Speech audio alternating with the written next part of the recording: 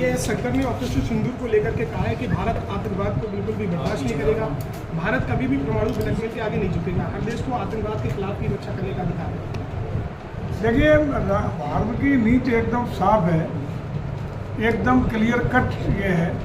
Number एक, आतंकवाद किसी भी कीमत पर बर्दाश्त नहीं होगा। आतंकवाद पोषित करने वाला चाहे जो देश हो, उस देश को उसी तरह हम ट्रीट करेंगे जिस तरह एक आतंकवादी को करते हैं।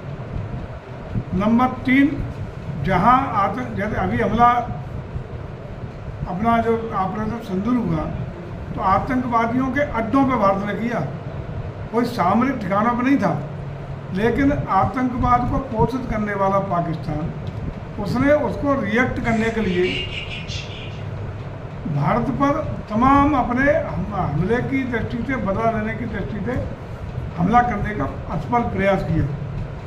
तब उनके सामरिक ठिकानों पर हमला करने का काम भारत की सेना ने करके उनको नेस्तनाबूद करने का काम किया है।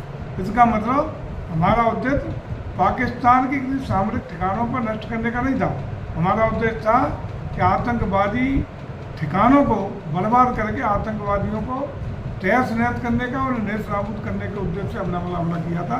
तो हम उसी में पुनः स्टैंड साफ है कि जो भी निर्णय आतंकवादियों के खिलाफ या आतंकवादियों को पनाह देने वाले पाकिस्तान के खिलाफ भारत ने लिए हैं, चाहे सिंधु जल समझौता हो या अन्य तमाम जो प्रतिबंध लगाए गए हैं उनकी बात हो, या ऑपरेशन सिंदूर लगातार जारी है, ये भी है। जिस दिन अगर कोई एक आतंकवादी हमला होगा तो वो भारत पर हमला माना जाएगा। ये भी साफ कर दिया भारत ने कि जो रोज़ एटॉमिक भंडार, परमाणु हथियारों की धमकी देने का काम पाकिस्तान करता रहता है, उसके आगे भारत कतई न झुकेगा न टिकेगा और न उससे घबराएगा। दुनिया को अच्छी तरह बताने के लिए यही हमारी नीतियों को कि पाकिस्तान किस तरीके से आतंकवादियों का पोषक रहा है, उनका यही मुख्य अड्डा रहा है, और बल्कि पाकिस्तान की व्यवस्थाएं आतंकवादियों के माध्यम से चलाने का काम हो रहा है। यही सारी परिस्थितियां बताने के लिए आज हमारे तमाम डेलीगेशन पूरे विश्व के तमाम देशों में जाकर के भारत का स्टैंड, भारत की स्थितियां, भारत की परिस्थितियां और भारत का निर्णय और आतंकवादी जो देश आतंकवादियों को पनाह देने वाला देश है पाकिस्तान, उसके विरुद्ध जो तमाम प्रामाणिक तथ्य हैं उनको विश्व के तमाम देशों के सामने प्रस्तुत करने का काम हमारे विभिन्न डेलीगेशन करने के लिए विदेशों की विदेश को तो सब आप समझा रहे हैं कि पोषक जो है वो पाकिस्तान है, लेकिन इंडिया की जो पार्टियां उनको क्यों नहीं समझा पा रही हैं? नहीं, सब समझे हुए हैं। कहाँ समझे हुए हैं?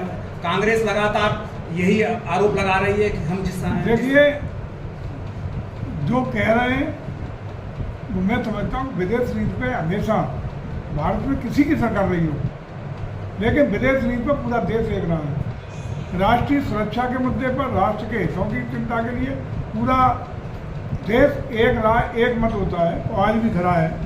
ये सही है कि कतिपय लोग विदेश मंत्री के बयान पर, प्रधानमंत्री के बयान पर या उस पर टिप्पणी करते हैं जो अनुचित है, जो नहीं करनी चाहिए।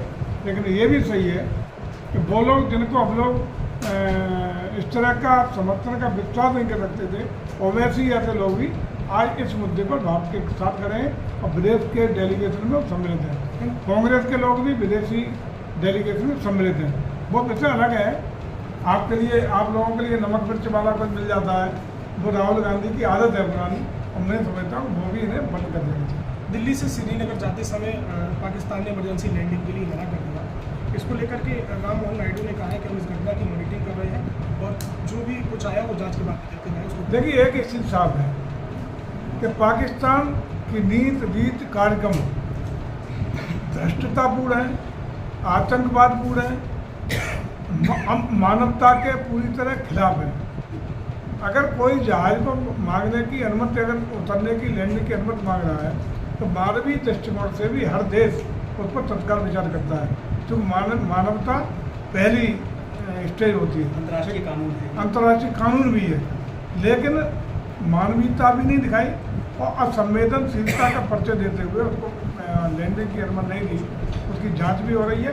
और अगर ऐसा प्रामाणिक तौर पर साक्ष्यों के साथ हम लोग विश्व पटल पर भी इन चीज़ों से अवगत कराने के लिए और अंतर्राष्ट्रीय स्तर पर ले जाने के लिए भी पूरी पहल की जाएगी और कार्रवाई की जाएगी। कांग्रेस आज से 31 तक देश भर में जय हिंद सभा करेगी, किस तरीके से देखते हैं? देखिए, सारे राजनीतिक दलों को अधिकार है कि अपने तरीके से सारी अपनी पॉलिटिकल एक्टिविटी को चलाने का काम करते रहें, करें, स्वागत है, कोई दिक्कत नहीं है। सारे राजनीतिक दलों का हक है कि अपनी नीतियों कार्यक्रमों को लेकर जनता के बीच में जाए, अपनी बात रखें और जनता को अपनी तरफ आकर्षित करने का प्रयास करें।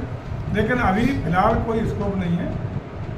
जो नीतियाँ आदरणीय मोदी जी की, जो नीतियाँ भाजपा की, जो नीतियाँ योगी जी की हैं, उस पर देश की जनता को विश्वास है, श्रद्धा है, आस्था है और उसी का परिणाम है हर चुनाव में देश का जनादेश, देश की भावना और देश का समर्थन भारतीय जनता पार्टी को लगातार मिल रहा है। प्रधानमंत्री मोदी जी आज नीति आयोग गवर्निंग काउंसिल की अध्यक्षता की बैठक की अध्यक्षता करेंगे। रूटीन प्रक्रिया है, परंपरागत है। नीति क्या बनेगी, किस स्टेट को क्या मिलना है, किसकी आवश्यकता क्या है, किसकी क्या है, इसकी बैठकें होती नहीं है। रूटीन प्रक्रिया है, वो आज पूरी हो रही है। सभी प्रदेश के माननीय मुख्यमंत्री जी, वित्त मंत्री और अपेक्षित लोगों को उसमें इन्वाइट किया गया और बैठक में तमाम स्टेट हित के, राष्ट्र हित के, लोक हित के निर्णय लेने का काम होगा।